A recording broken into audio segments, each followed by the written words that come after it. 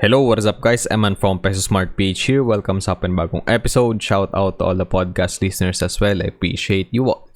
So today, let's talk about SCC, Semirara Mining, and Power Corporation. So medyo matagal na since nung last time na nag-company and stock review tayo. So yeah, let's go. Let's jump right into it. And isang reminder nga pala, itong video is hindi financial advice. So this is just for educational and entertainment purposes only. So kumbaga parang part lang to ng research nyo. And di naman ako qualified and wala akong license to give you financial advice, okay? I'm just sharing you my thoughts, my research, and kumbaga yung experience ko na rin sa market. So yan, background ng Semirara Mining and Power Corporation. So nung Feb 26, 1980 siya na-incorporate. So, medyo matagal na, no? So, around 44 years. Tama ba yung math ko? Hindi pala 44. Anong sinasabi ko, guys? 42 years pa lang, okay. And then, yung company is nag-explore, nag-develop, and nagmamine ng coal resources sa Semirara Island. Kaya yung naging company nila sa Kaluya, Antique, through a coal operating contract with the Department of Energy back in 1977 and then na-amend to noong 1981. And then yung company generates its revenues through the production and sale of sub-bituminous coal. Okay. Yep, I pronounced ng word na yun. And then ito yung kanilang mga wholly owned subsidiaries. So we have Semcalaca Power Corporation, then Semcal Industrial Park Developers Incorporated, Southwest Luzon Power Generation Corporation, Semirara Claystone Incorporated, Semirara Energy Utilities Incorporated, Southeast Luzon Power Generation Corporation, and lastly St. Raphael Power Generation Corporation. And then now we have yung kanilang leadership. So chairman of the board and their CEO. So, baka familiar kayo sa kanya, anak siya ni David Consunji. So, si Isidro A. Consunji. Yung net worth niya currently is 1.8, a whopping 1.8 billion US dollars, nasa 94.38 billion pesos. That is a lot of money, but of course, alam naman natin na yung net worth is like, nagpa-fluctuate na. Depende rin sa stock prices ng kanilang mga company. He went to UP and finished his Bachelor of Science in Engineering. And then nag-Master of Business Economics siya in the Center for Research and Communication. And then Master of Business Management din in Asian Institute of Management. And also nag-aral din siya sa Spain. The next one, we have the President and Chief Operating Officer. So si Maria Cristina C. Gotianan. She finished her BS in Business Economics sa UP. Then, she majored in Spanish sa Instituto de Cultura Hispanica in Madrid, Spain. Then, she's also the director and treasurer of DMCI Power Corporation. And corporate secretary siya of Dacon Corporation, yung nasa Makati. Right, so let's talk about stock prices. So, currently, nasa 31.20 pesos per share na siya nagtitrade. So, actually, currently, nagtitrade pa rin to kasi around 1 PM pa lang ngayon dito sa Philippines. So, yung open niya, 30.20, then high was 31.65, and low was 30.20. So, okay naman yung volume, no? Nasa 4, well, ngayon pa lang naman yan. Nasa 4.7 million. And yung 52-week high niya, meaning highest in a year, is around 35 pesos per share. And yung 52-week low is around 12.50. And guys, kung nanonood kayo ng video ko before, like, below 12.50 pa, alam nyo na, shill ko sa inyo itong stock na to. So, if you bought it at those prices, then you're sitting in a lot of profit right now. So, more than double na inyong capital. And then, this company gives out dividends din. Unfortunately, I sold mine last year. But yeah, good profit na rin yung nakuha ko from Semirara, and ilang taon na rin ako nabigyan nito ng dividends. Right, so ngayon price history naman tayo. So nasa weekly chart tayo. Wala tayong gagawing like super technical analysis dito. So tingnan natin kung nasa na ba si Semirara. Ever since nag-drop that was the lowest in like 2 years. Nag-drop nung March 16. So, around yung bottom is 830. So, kung ngayon, bumili ka at 8.30, which is really hard na, bilhin yung pinaka-bottom, around 276% na. Pero kung nagdi-DCA ka lang, sabihin natin, range bound lang naman siya dito. Yan. Average price mo is around 10.60. Bumili ka from March 2020 until kahit nagka-high, at the end of 2020. So you're still sitting at around 194% of profit. And if you try selling, if you try to trade, yung top dito, nasa 227% yan. So again, yung mga stocks na profitable, they trend up with time. Although yes, kung for example, bag holder ka noong 2017, and hindi ka na nagdi-DCA, di ba? Kita nyo dito yung advantage ng consistent investing. Kasi kung dito ka lang bumili at around 40 pesos, down ka ngayon ng 37% kung di ka nag-average down. Alright? So, basta consistent ka lang talaga nag-i-invest. I mean, the downside is still there, but it's low. Diba? Imagine bumili ka 1 million dito. Diba? Sige, ape na tayo dito, 1 million. Down ka ng 36% ngayon. Di ba? Sayang. Kung consistent ka na yung, sige, 1M mag-invest ako. Sabihin natin, 10K a month, di ba? So, habang bumabagsak siya, nararide mo, di ba? Lalo na ngayon, pagka ganitong nasa bearish phase yung isang stock, di ba? Like for 945 days. So, 3 years, more or less. Downtrend lang yung stock.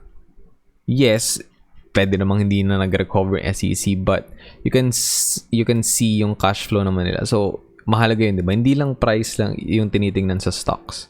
You have to check their financials. Kailangan mo makita yung mga forecast sa kanilang cash flow, sa kanilang revenue. And ito talaga. Ito yung pinakamagandang chance na mag-accumulate ng stock na to. Like, from here to like here, diba? Like you had a year na below 15 pesos yung prices ng Semirara and it's at 31. And kung ganun nga yung ginawa mo, then you're up 100%, diba?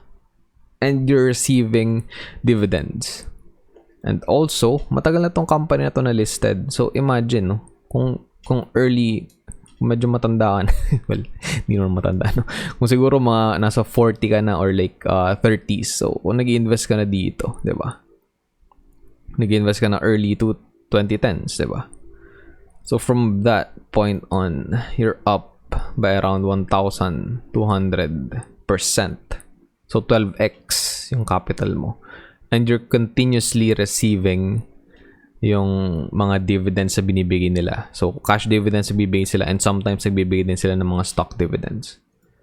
So, you just have to be, invested in the market. Time in the market is much better than timing the market. So, for example, di ba? Yan, dito ka galing. Yan, nag-enjoy ka na ng 2,000% na gain. Hindi ka nagbenta. And then, yan, di ba? Nalugmo ka. Up ka pa rin ng 276%. That's crazy. If maaga ka nag-i-invest and kung consistently ka lang naman talaga naglalagay ng pera sa mga investments mo, then you will eventually average down. And yun nga, it doesn't really hurt to know a little bit about trends and about, bear markets and market cycles and bull markets, di ba? Tulad nga nito, 3 years kang pwede mag-accumulate ng SCC if you truly believe din sa business, di ba? If you think na they're making a difference, na maganda yung maging cash flow nila in the future, na kung kikita ba sila consistently in the future. Alright? And right now, it's sitting at 31.20. I'm not sure if this is gonna be like the local top again. If ito nga, nag-establish tayo ng local top dito at around 35 pesos per share. I mean, it could still go up, di ba? Like, look at GSMI. Like, ganyan lang din yung stock price niya before and nasa 100 plus na siya. Okay, so ganun lang yung, I just wanna give you guys a perspective of how investing works. Hindi siya lotto ticket. Hindi siya, get rich quick scheme. And syempre, hindi naman siya pilitan. And you have to really research yung mga companies na bibili nyo. And again, yung mentality nyo dapat is kapag bumili kayo ng stock, kumbaga nagiging parang kasosyo kayo, ng mga taong yun. So, naging part owner ka ng business na yun. Huwag laging presyo lang yung tingnan nyo. Okay. Stocks is more than its price. Sobrang, kasi parang ano bang sabi na romanticize pa or parang nag-glamorize, I'm not sure about the term, yung trading, 'di ba? Na ito yung hot stock, ito yung trade natin, 'di ba? I mean, yeah, you can make money sa trading, but unang-una, sobrang stressful. Ang dami mo kailangang aralin, ang daming theories, and most of the models are useless, some of them are useful, 'di ba? So, ewan, para sa akin, day trading is not for me, but if you want to do that, then go ahead. But yeah, again, bottom line, it doesn't really hurt to know a little technical analysis. And yeah, just buy in and like deploy more capital habang bumababa yung prices. And of course, dapat, di ba, yung fundamentals is hindi nagbabago. Kung bumabagsak yung prices and then nagbago na yung fundamentals, nagbago yung leadership, then hindi na sila kumikita consistently in the last 5 years, di ba? You have to think about it. But of course, again, if fundamentals is undone and you have, the conviction, diba, imagine nasa tok ka bumili and then bumibili ka lang consistently hanggang dito, and then dito naisip mo, sige, may extra pa akong pera, I will double down sabi ko, double down, and then yun, diba, kita nyo, magpa-pay off yun kasi 31 pwede ka magbenta yun siguro, sabi mo, hindi, sige, take profit na ako kasi nadoble ko na yung capital ko, so sinecure mo na yung capital mo, and then meron ka ng, meron ka ng panibagong juice, no? Meron ka ng additional na bala. Kasi naka-secure mo na yung capital mo and then you're still riding SCC kasi na, okay, maganda na yung business. And okay pa rin naman yung cash flow, di ba? And we'll see kung ano yung grabe yung improvement sa kanilang revenue and sa kanilang net income for 2021 in comparison ng 2020. So yeah. Alright. So ito yung kanilang dividend. So since 2010, 11, 12, 13, 14, 15, 16, 17, 18, 19, 20, 21. I'm not sure kung kailan sila nag-start nagbigay ng dividends, but consistency. Okay? So in the last 12 years nagbibigay sila ng dividends. And kita nyo nga dito, mayroong 300 na ito, sa may pointer ko. So ito. 300% na stock dividends and then dito 200%. So that's really awesome and that's really good. And then kalimitan nagbibigay din sila ng special dividends lalo na kapag maganda yung kitaan ng business. So next, dito tayo sa dividend information. Ang medyo sketchy lang dito is yung dividend payout ratio. Kasi noong 2017, 300% yung binigay nila. So that is insane. So, ang dami nilang ipon, wala sila mapag-investan. Nag-decide sila, sige, bigyan lang natin sa stockholders natin. So, yung dividend yield for that year was 27.17%. And, I mean, I'm not saying na it's really all bad, but yeah, that sort of raises a red flag. But again, nag-return sila sa 80% na dividend payout ng 2018, tas 9.76% yung dividend yield. Tas 2019, medyo naging conservative na, 55% lang yung dividend payout ratio. And then 5.68% yung kanilang dividend yield. And guys, ito, for example, diba, yung 55% na dividend payout ratio, ibig sabihin lang nun, kung may 100 million na kinita na net income, yung, what do you call this? Yung Semirara or yung company, ibig sabihin lang nun, 55 million pesos yung binigay nila as dividends. Okay? So, ganun lang siya nag-work. Then, in 2020, since hindi nga sila masyado kumikita at that time, 9.07% pa rin yung dividend yield. Nagbigay pa rin sila ng dividends. Matitelok tong mga to. But yeah, 162% yung kanilang dividend payout ratio. So, for example, di ba, kung kinita nila is around 100 million. So, yung pinamigay nila is 162 million. So, sobra-sobra, di ba? So, ganoon lang siya nag-work. But yeah, pagka kalimitan kasi yung ibang investors sinasabi nila, dapat yung dividend payout ratio is just, under 60%, under 50%. Para healthy, para, merong cash na the company is sitting on. But it still depends on the analyst. But yeah, I think Semirara is still good. Ang naging, kumbaga, parang reason kung ba't nagbenta ako ng Semirara is because hindi siya environmentally friendly. Kasi coal, di ba, yung minimina nila. And alam naman natin kung ano yung naging cost ng coal power sa environment. So, I'm leaning towards, Aboitiz Power and ASEN, although ASEN is not really doing that good financially right now. But yeah, Aboitiz Power, it's a blue chip. So, if I were to choose between Semirara and Aboitiz, I'm always gonna choose Aboitiz kasi they're heading towards green energy and I like that. But if for pure profits lang, then go for Semirara. Then yung 2021 dividend yield nila is around 14.05%. So from 9.07%, nag-increase pa, no? So grabe. I'm not sure about the payout ratio yet. Hindi ko na-compute, I'm sorry. 2022 dividend yield is around 4.80% pa lang. Kasi itong 14.05% was na-compute to around mababa pa yung presyo. I think mga 15 pa lang. And then, nagbigay sila na ng special dividends nung end of 2021. That's why lumaki yung yield. Then, 2022, isang beses pa lang kasi sila nagbigay this year. And then, mataas na kasi yung price ng Semirara. So, nasa 31 na siya na-compute itong yield na to. But it could still go to like 8, 9, or even 10%, no? Kapag nagbigay ulit sila ng special dividends by the end of this year. And then, yung 5-year average dividend yield niya is 13.146. So, yeah. A little over 13.15% if we round up. And then yung 5-year average dividend payout ratio is 126.4%. So baga dinidrain nila lahat, no, yung kinikita nila, net income nila, pinapamigay nila sa mga investors, sa mga stockholders sila. And ito, price to earnings, ideally nasa 15 and below yan. So noong 2020 nag-jump siya to 17.82. Normal lang yun kasi ang baba nung kinita nila noong 2020 because of the COVID pandemic. And I'm pretty sure na nag-increase na naman yan for 2021 and 2022 yung kanilang running na PE ratio. Then price to book value dito around 3 and below yung ideal. So 1.39 siya ng 2020 and di naman siya umakyat except noong 2017 nag 4.16. Then yung PEG ratio ideally hindi siya dapat negative. So dito negative siya negative 0.27, and then ideally dapat nagre-range siya from like 0 to 1. Alright? And then ito, total assets nila, this is as of December 31, 2021. So total assets 89.2 billion, total debt, ito inad lang yung short term and long term debt. So around 15.1 billion yan, total equity. So ito is total shares lang multiplied to the, what do you call this? To the stock price.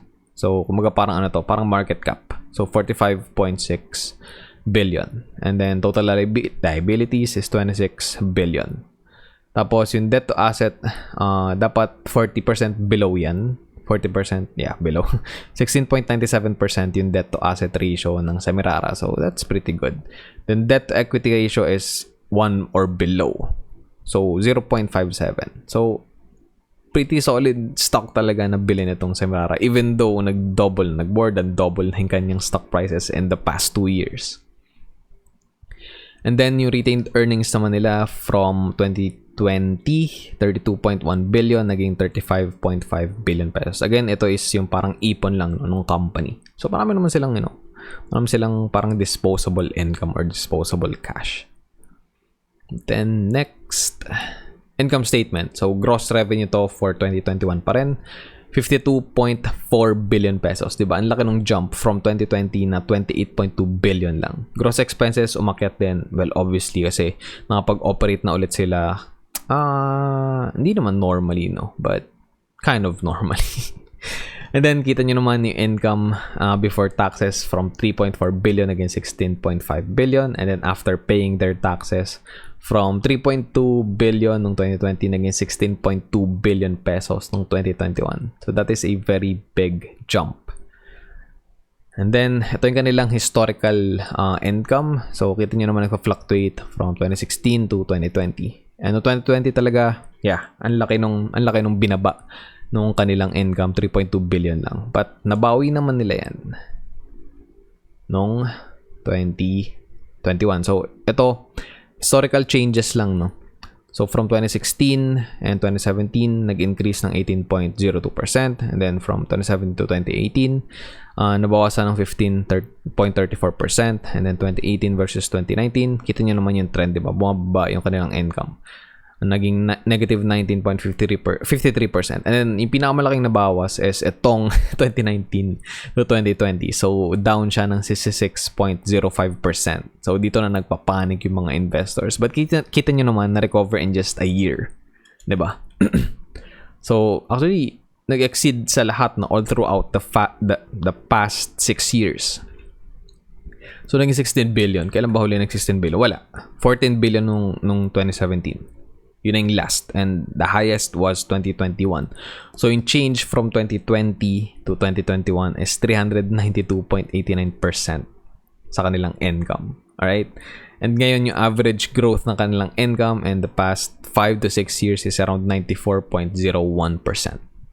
So yan, ito, nakita ko lang, no, crazy numbers sa quarterly report. Kasi nakita nyo, di ba, 2021. Yeah, hindi naman buong 2021 is profitable na each quarter yung Semirara.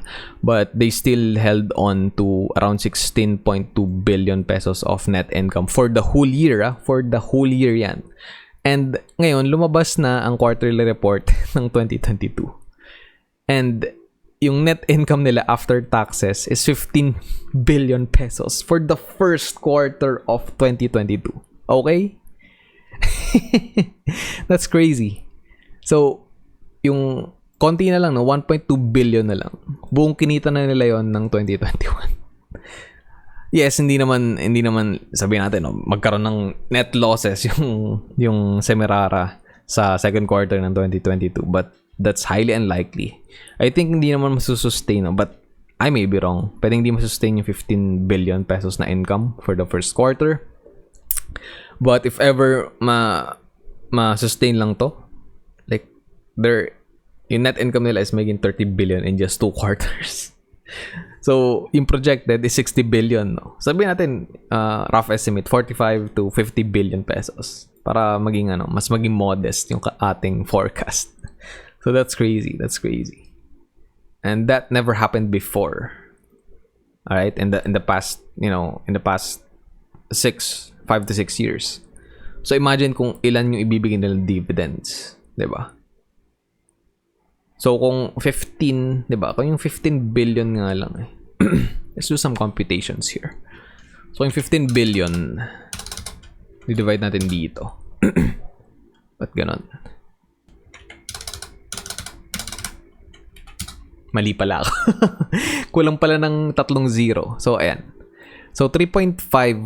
Kung 100%, no, ibibigay nila. Sa 15 billion pa lang yung guys. 3.5%. Ay, hindi pala 3.5 pesos yung ibibigay nila. Kung 100% yung ibibigay na payout ratio. Divided by 31.30. Again, speculation lang to guys. Huwag kayong aasa dito. So, around 11.27% dividend yield. That's crazy. But, kasi historically, parang mga ganito lang, 1.5, 1.75, pero minsan nadodoble nga. Kasi katulad nito, di ba? Ito pangalawang dividend payment na to for 2021. So yeah, just as if we're just assuming na malaki yung payout ratio na ibibigay nila for 2022. And then syempre, papamigay naman nila na dividends is, magre-reflect itong magandang kita ng 2022 to 2023. So it's probably a good time to like stock up sa Semirara, lalo na kapag medyo nagkaroon ng weakness sa price action.